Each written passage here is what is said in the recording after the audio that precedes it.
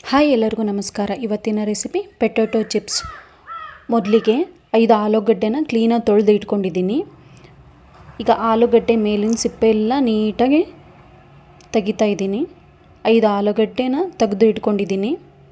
Slice ಬೋರ್ಡ್ನ ತಗೊಂಡು ಆಲೂಗಡ್ಡೆ ಎಲ್ಲ ಸ್ಲೈಸ್ ಮಾಡಬೇಕು ನೀಟಾಗಿ.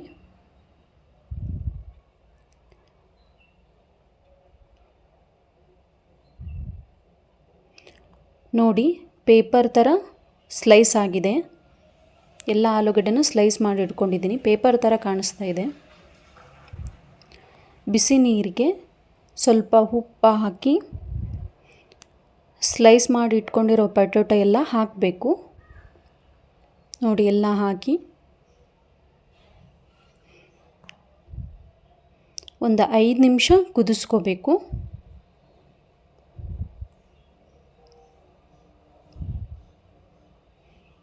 ನೋಡಿ, ನೀಟಾಗೆ ಕುದಿಸ್ಕೊಂಡಿದ್ದೀನಿ ನಾನು.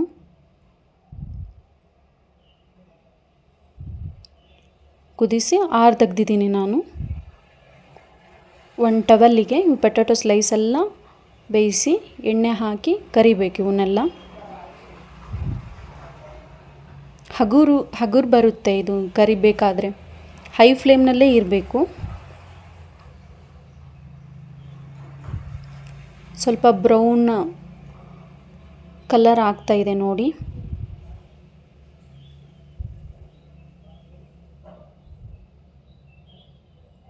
ನೋಡಿ, ಚಿಪ್ಸ್ ರೆಡಿ ಆಗಿದೆ.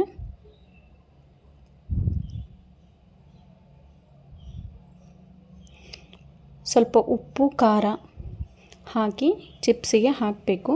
ನೋಡಿ, ಎಷ್ಟು ಚೆನ್ನಾಗಿ ಚಿಪ್ಸ್ ರೆಡಿಯಾಗಿದೆ.